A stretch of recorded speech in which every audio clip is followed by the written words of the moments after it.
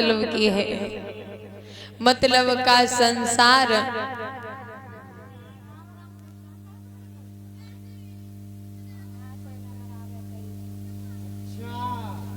से नगर आ गया।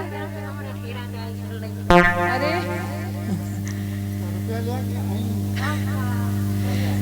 बोल कन्हैया लाल की।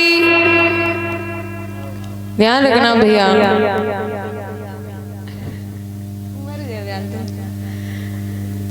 महाराज देवर्षि नारद ने समझाया और कहा, देखो तुम तो पागल हो, दुनिया में कोई काऊ को नहीं, घर जाओ। जिसके किस्मत में जितना लिखा है उसे उतना ही मिलता है।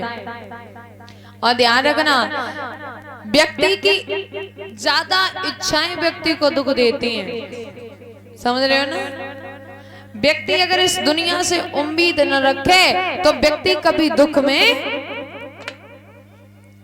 पुत्र से आस करी पुत्र नालायक निकल गया तो कष्ट है।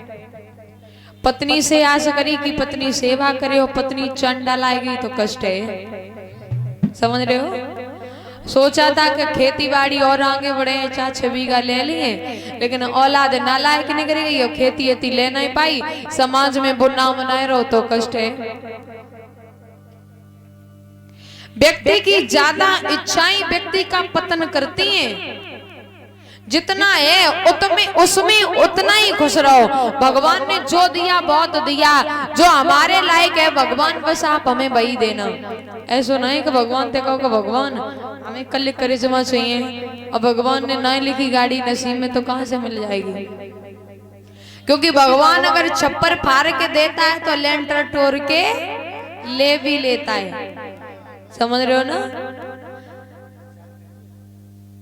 जिंदगी एक परछाई की तरह है, समझ रहे हो ना। जब तक धूप दिखती है परछाई तब तक साथ रहती है। व्यक्ति छांव में खड़ा हो जाए तो परछाई भाग जाती है। भैया देवर्षि नारद ने एक फल दिया, बोले जाओ जाकर कि ये फल अपनी पत्नी को दे देना, तुम्हारी पत्नी के उधर से बहुत सुंदर बालक पैदा होगा। पति पास में आया,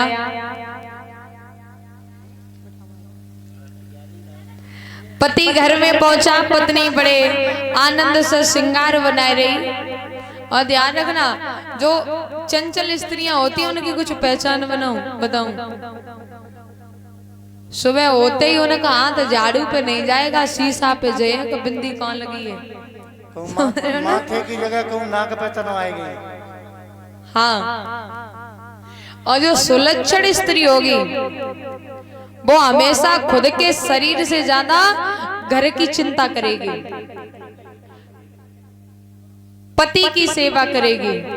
विद्वान कहते हैं, पहला सुख निरोगी काया, दूजा सुख जके घर में माया, तीजा सुख सुलक्षण नारी, चौथो सुख सुत आज्ञाकारी। जिनके पास ये 4 सुख है ना, वो दुनिया का सबसे अमीर आदमी है। क्योंकि शरीर गमा दिया पैसा कमाने में, और पैसा गंवाए दो शरीर को बनाने में। महाराज घर में अगर सुलक्षण स्त्री है तो व्यक्ति समाज में कहीं भी बात कर सकता है। और घर में औरत की चिंती हो ना तो आदमी ये कहते पहले जनी को पूछिया तू बात कह के गो ने काट दे तो कहा रहे, पहले अपनी लुगाई को पूछिया। पति बात कर दे पत्नी बात फैल न करे, उसी को सुलक्षण स्त्री कहते हैं। भैया आंगन में पहुंचे आत्मदेव, कया दू श्रृंगार बना रही। पति बोले सुनो का है? तैयारी बैठी हो तो ऐसा करो, हम एक फल लेके आए, आप उस फल को खा लो। और तुम तो जंगल में मरवे को गई, फिर लौट कैसे आई? खैर कोई बात ना है, मैं बिछिया खुटी पर टंग जाते। हमें फल लेके आए, आप इस फल को खा लो, भगवान की कृपा हुई तो सुंदर पुत्र पैदा होगा। फल खाने से? हाँ, आज 1 ही ले आए, वैसे तो 2 किलो ले आता थे। खैर कोई बात ना है, एक काम करो, ये फल हमें दे दो, आप जाओ बाहर, मैं पूजा पाठ करके इस फल को खा लूंगी। अच्छा, हाँ, पति को बातों में फुसला दिया, फल हाथ में लिया और पहुंची कहाँ? सहेली के पास। ध्यान रखना, विद्वान कहते हैं कि क्या छुपा दिया प्रभु नारी में, जो नहीं देखने में आता है। नारी के आगे सूरवीर बलवा तलक झुक जाता है।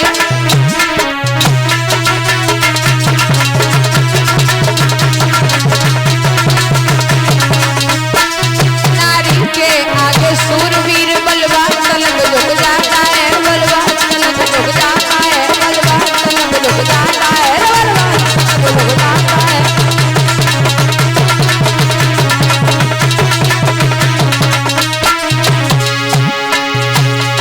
क्या देखा इंद्र अहिल्या में, क्या देखा इंद्र अहिल्या में, क्या देखा इंद्र अहिल्या में अपनी ब्याही छोड़ी नारी। क्या देखा नीच चंद्रमा ने जोग रखिले वालियों नारी। क्या देखा नीच चंद्रमा ने जोग रखिले वालियों नारी।